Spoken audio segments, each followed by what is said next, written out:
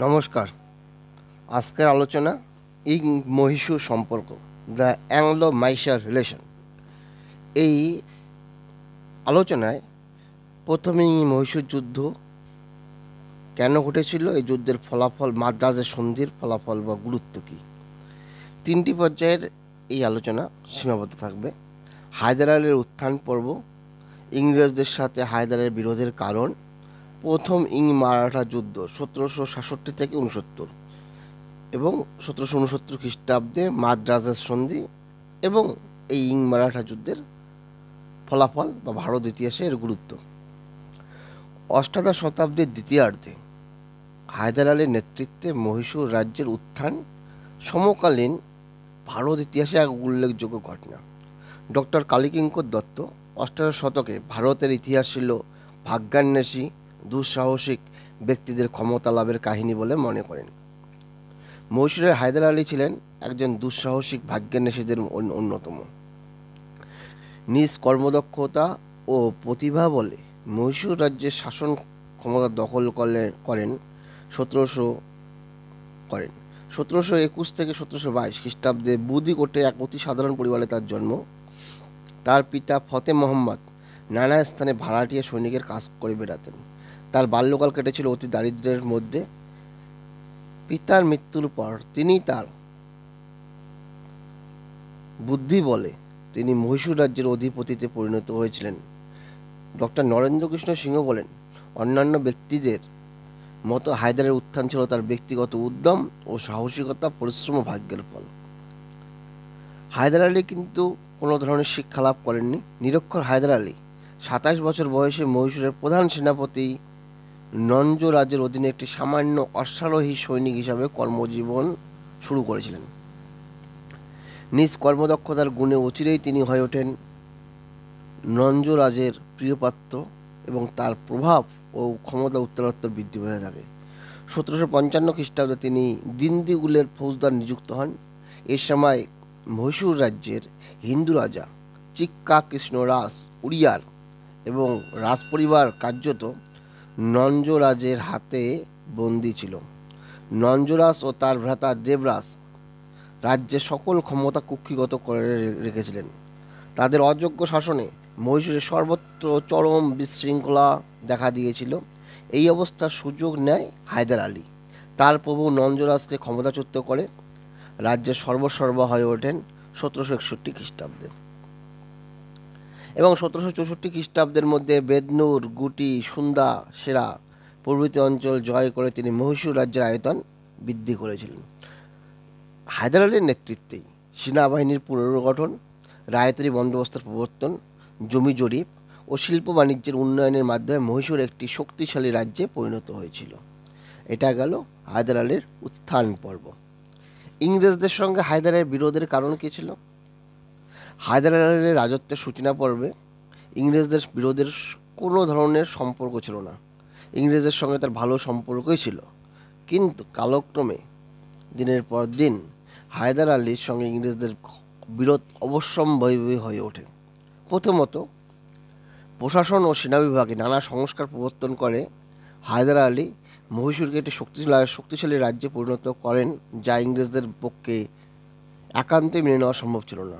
2, ফরাসিদের সঙ্গে হায়দার আলীর ঘনিষ্ঠ যোগাযোগ এবং তার রাজসভায় ফরাসিদের আনাগোনা ইংরেজদের ভালো লাগেনি।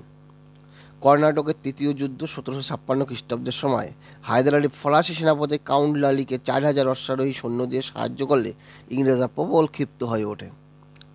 তৃতীয়ত, হায়দারের অন্যতম প্রধান শত্রু ছিল ইংরেজ সমর্থনপুষ্ট আরকোটের নবাব মোহাম্মদ আলী। তাকে কেন্দ্র করে ইংরেজদের সঙ্গে হায়দারের বিরোধ চরমে ওঠে। হায়দার মোহাম্মদ আলীর জ্যেষ্ঠ ভ্রাতা এবং আরকোটের সিংহাসনের অন্যতম দাবিদার মাহফুজ খাঁকে নিজ দরবারে আশ্রয় দেন।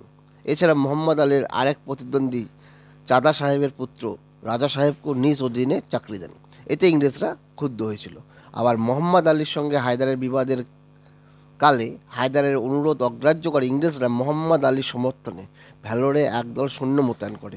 এতে আবার হায়দার ক্ষুব্ধ হয়ে পড়েন।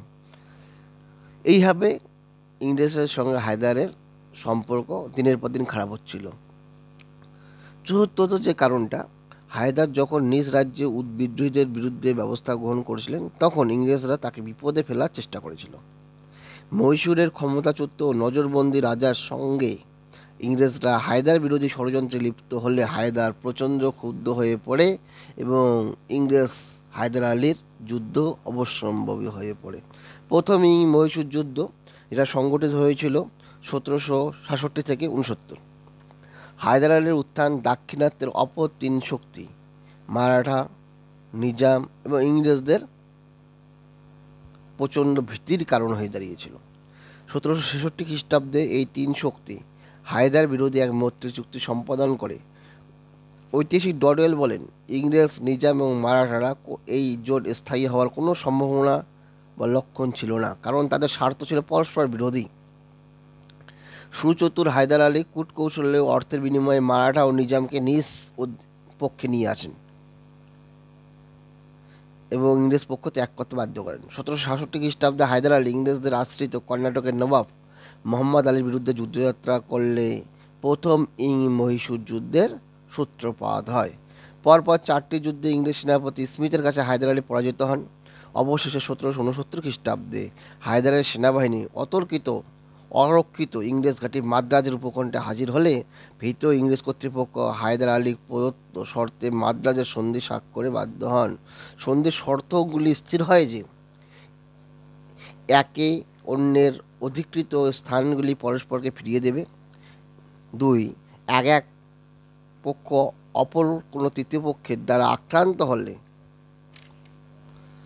তাকে সাহায্য করবে। এইভাবে তৃতীয় মহীশূর যুদ্ধের পরিসমাপ্তি ঘটে। যদিও প্রথম মহীশূর যুদ্ধ